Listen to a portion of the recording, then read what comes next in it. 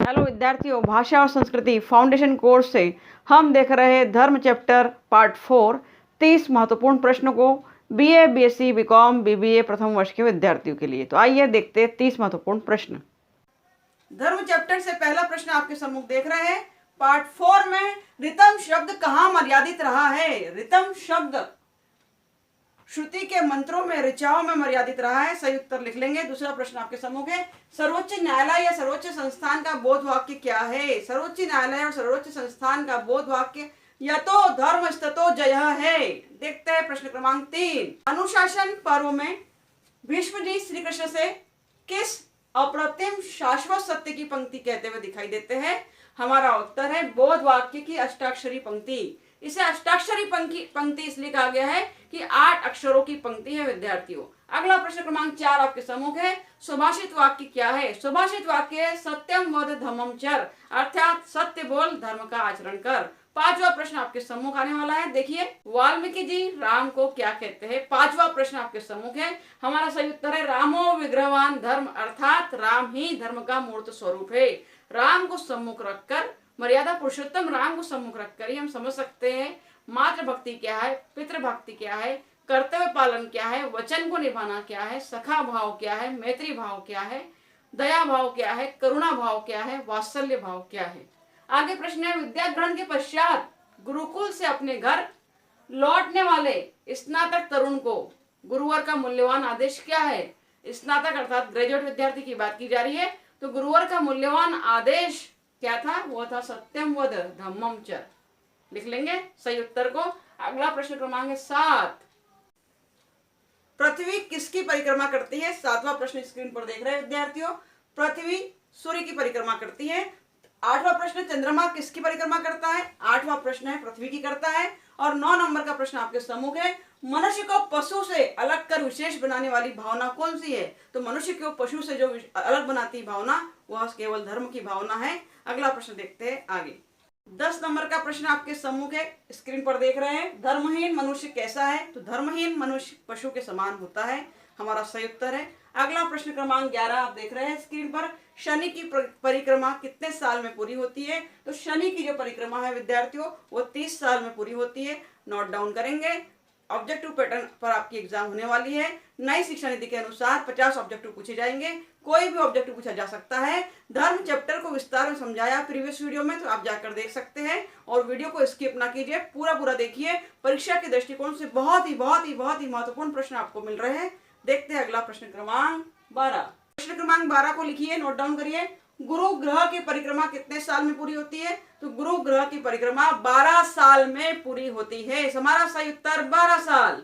अगला प्रश्न है 13। अग्नि का धर्म क्या है? सही उत्तर है अग्नि का धर्म उष्णता है। उष्णता प्रदान करना, गर्मी प्रदान करना है। देखते हैं प्रश्न क्रमांक 14 को। देखिए, पवन का धर्म क्या है? पवन का धर्म चंचलता है। सही उत्तर चंचलता। 15। बहिरंगी धर्म को क्या नाम दिया गया है? तो बहिरंगी धर्म को प्रकृति का नाम दिया गया है विद्यार्थियों। अगला प्रश्न 16 नंबर का 16 नंबर का आपके सम्मुख है। पृथ्वी का धर्म क्या है? तो पृथ्वी का धर्म है सबको आधार प्रदान करना। देखते हैं अगला प्रश्न क्रमांक 17 में देख रहे हैं अंतरंगों पर आधारित कौन सा धर्म है? तो अंतरंगों पर, अभी हमने बहिरंगों की बात की थी, अब अंतरंगों की बात कर रहे हैं। अंतरंगों पर आधारित धर्म कौन सा है? तो अलौकिक धर्म है। एक लौकिक होता है, एक अलौकिक होता है। हमारा उत्तर है अलौकिक धर्म। अगला प्रश्न है बहिरंगों पर आधारित धर्म कौन सा है? तो बहिरंगों पर आधारित धर्म लौकिक धर्म है। जो लोक से, जो संसार से, जो जनता से संबंधित है वो लौकिक धर्म है।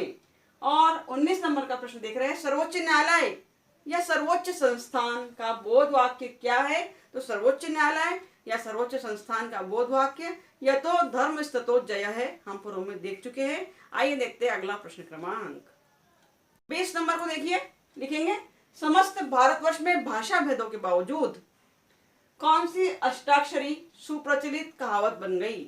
अब अष्टाक्षरी पर हमने बात की थी कि 8 अक्षरों की पंक्ति है, इसलिए उसे अष्टाक्षरी कहते हैं। तो वही यतो धर्मस्ततो जयः। ठीक है। अगला प्रश्न क्रमांक देखेंगे बोध वाक्य की अष्टाक्षरी महाभारत महाग्रंथ में कितनी बार आती है? तो बोध वाक्य की अष्टाक्षरी महाभारत ग्रंथ में 12 से लगभग 15 बार आती है। सही उत्तर है 12 से 15 बार। अगला प्रश्न क्रमांक है 22। सामान्य निर्विशेष को क्या कहा गया है? सामान्य निर्विशेष को कहा गया है प्रकृति कहा गया है। अगला प्रश्न क्रमांक है असामान्य सविशेष को क्या कहा गया है? असामान्य सविशेष को धर्म कहा गया है। देखते हैं 24 नंबर का प्रश्न। 24 है आपके सम्मुख। परहित सरिस धर्म नहीं भाई, परहित सरिस धर्म नहीं भाई, पर पीड़ा सम नहीं अधमाई। उपरोक्त पंक्ति किसके द्वारा लिखित है? तो जिसमें परोपकार की भावना को बताया गया है कि परोपकार से बढ़कर कोई धर्म नहीं है। यह उपरोक्त पंक्ति जो लिखी है वो लिखी गई है गोस्वामी तुलसीदास जी द्वारा लिखी गई है विद्यार्थियों। इसमें इसी में अगला प्रश्न है 25। महाभारत के शांति पर्व में भीष्म पितामह महा ने धर्म के रहस्य को समझाते हुए क्या कहा था? तो महाभारत के शांति पर्व में भीष्म पितामह ने कहा था सबको एक साथ रखते हुए, सबको एक साथ रखते हुए संभालने वाला धर्म है। उसमें प्राणी जगत एक सूत्र में गुथा हुआ रहता है और वो जोड़ने वाला ही धर्म है। देखते हैं अगला प्रश्न। प्रश्न आपके सम्मुख है 26। महानारायण उपनिषद के अनुसार विश्व में सबका अधिष्ठान क्या है?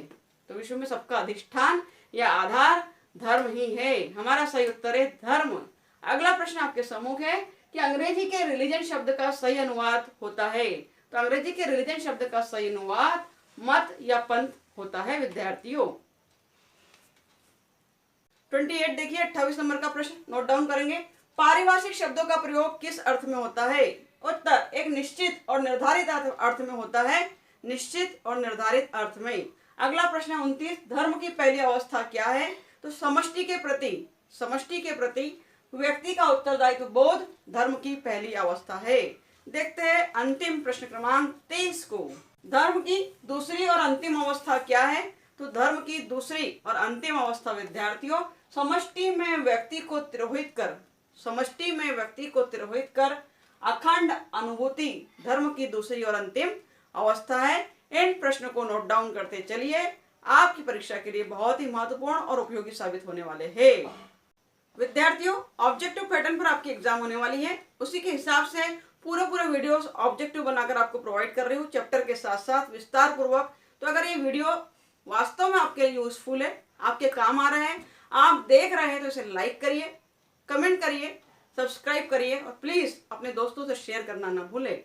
और वेट कीजिए नेक्स्ट वीडियो का, जिसमें हम अद्वैत दर्शन को पढ़ने वाले हैं, जो कि एक बहुत डिफिकल्ट चैप्टर है। Thank you very much for watching my video.